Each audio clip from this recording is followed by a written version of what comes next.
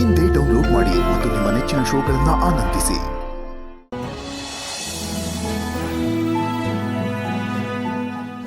ಅತ್ತೆ, ನಮ್ಮ ಸ್ಕೂಲಲ್ಲಿ ನನ್ನ ಫ್ರೆಂಡ್ಗೆ ನಿನ್ನೆ ಟೀಚರ್ ಹತ್ರ ಸರಿಯಾಗಿ ಓದೇ ಬಿತ್ತು.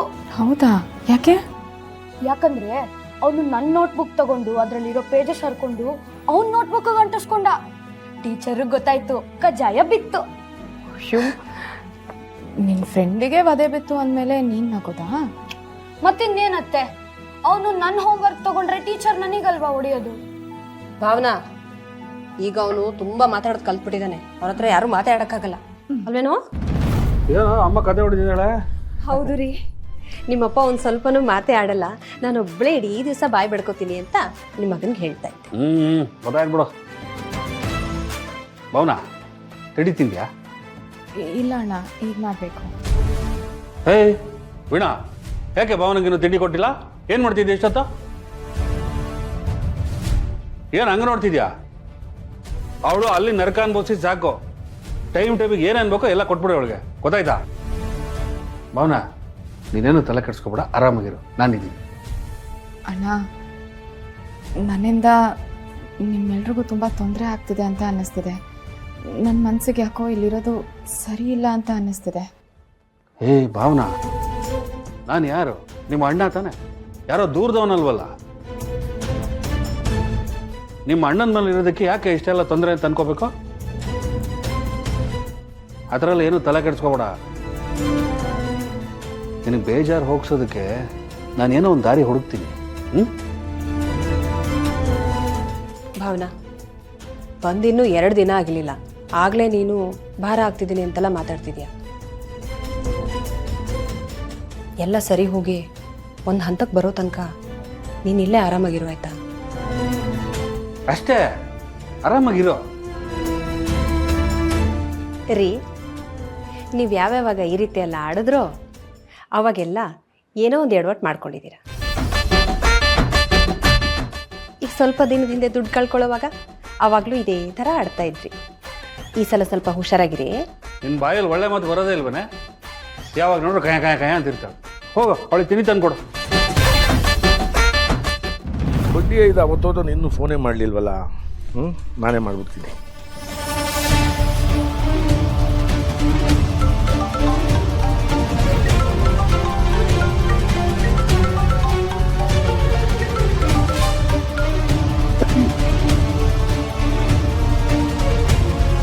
ಹಲೋ, ಏನು ಸರ್?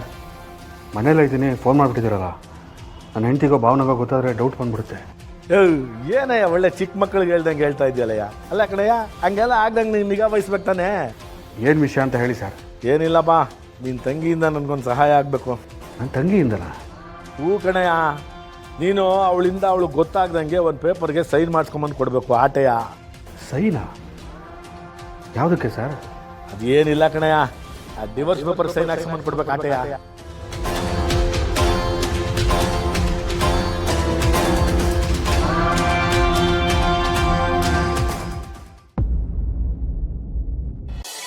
ವೆಂಕಿ, ಲೇ ವೆಂಕಿ, ಏನಾಯ್ತು ಇವನಿಗೆ?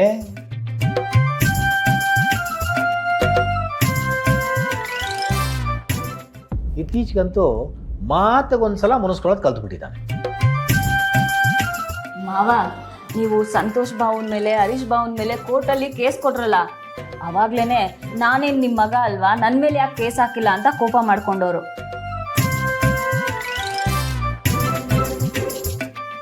ಅಂಥದ್ರಲ್ಲಿ ಈಗ ಅವ್ರು ಮಾಡಿರೋ ಕೆಲಸಕ್ಕೆ ನೀವು ಸಂಬಳ ಕೊಡ್ತೀನಿ ಅಂದರೆ ಕೋಪ ಮಾಡ್ಕೊಳ್ದೆ ಇರ್ತಾರಾ?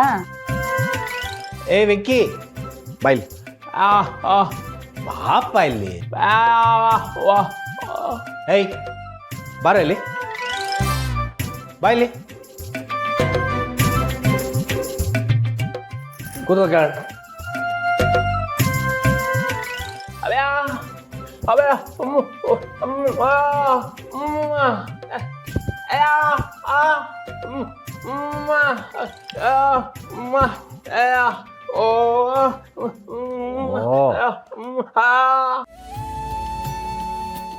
ಹೌದಪ್ಪ, ನೀನ್ ನನ್ನ ಮಗನೇ ಕಣೋ, ಯಾವಾಗಿಲ್ಲ ಅಂತ ಹೇಳ್ದೆ ನೋಡು.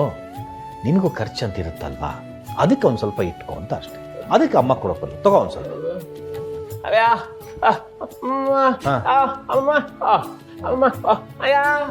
ಬೇಕಾದಾಗ ಕೇಳ್ತಾನ. ಸರಿ, ಹಾಗಾದ್ರೆ ಇನ್ನೂ ಇಷ್ಟೊಂದು ದುಡ್ಡು ಮಿಕ್ಕಿದೆಯಲ್ಲ, ಏನ್ರಿ ಮಾಡೋದು?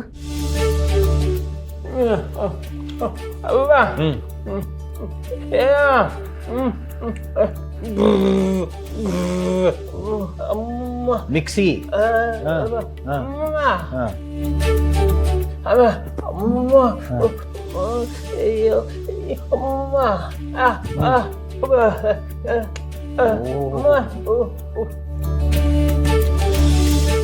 Washing machine.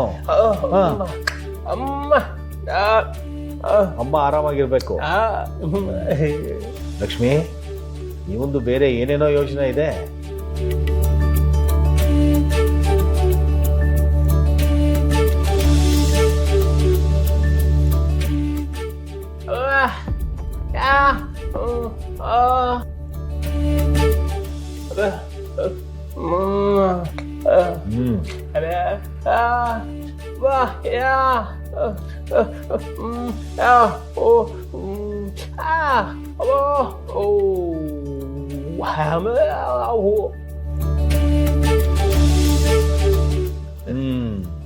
ಆಯ್ತಪ್ಪ.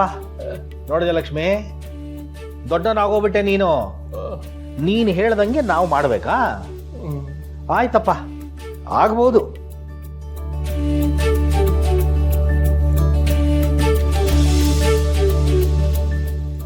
ರೀ, ಭಾವನಾ, ಸಿದ್ದು ಯಾರಾದರೂ ಫೋನ್ ಮಾಡಿದ್ರಾ? ಅಳಿಯಂದ್ರಿಗೆ ಫೋನ್ ಮಾಡಿದ್ದೆ ಲಕ್ಷ್ಮಿ, ಯಾಕೋ ಫೋನೇ ಹೋಗ್ತಾ ಇಲ್ಲ. ಅಲ್ಲಿ ಏನಾಗಿದೆಯೋ ಏನೋ ಒಂದು ತಿಳಿತಾ ಇಲ್ಲ. ಲಕ್ಷ್ಮಿ, ನಾನು ಬೀಗ್ರ ಮನೆಗೆ ಹೋಗಿ ಒಂದ್ಸಲ ನೋಡ್ಕೊಂಡು ಬರಲಾ? ಅಯ್ಯೋ, ನೀವೊಬ್ಬರೇ ಹೋಗೋದು ಬೇಡ, ನಾನು ಬರ್ತೀನಿ.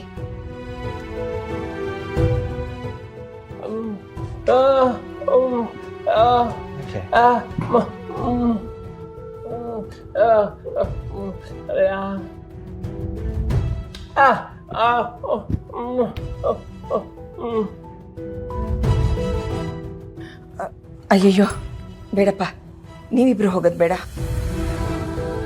ಅತ್ತೆ, ನೀವೇನು ತಲೆ ಕೆಡಿಸ್ಕೋಬೇಡಿ. ಅಣ್ಣ ಆಗಿ ಅವ್ರ ಕರ್ತವ್ಯನ ಅವ್ರು ಮಾಡಲಿ. ನಾ ಹೋಗಿ ಬರ್ತೀನಿ. ಸರಿಪಾ, ಆದರೆ ಹುಷಾರು. ಚಲ್ವಿ, ಹುಷಾರಮ್ಮ. ನೀವೇನು ಮಾತಾಡಬೇಡಿ, ಅವ್ರು ಏನು ಹೇಳ್ತಾರೋ ಕೇಳಿಸ್ಕೊಂಡು ಬನ್ನಿ, ಆಯ್ತಾ? ಸರಿ ಮೇಡಮ್. ಚೆಲ್ವಿ, ಈ ದುಡ್ಡು ಒಳಗಿಡಮ್ಮ.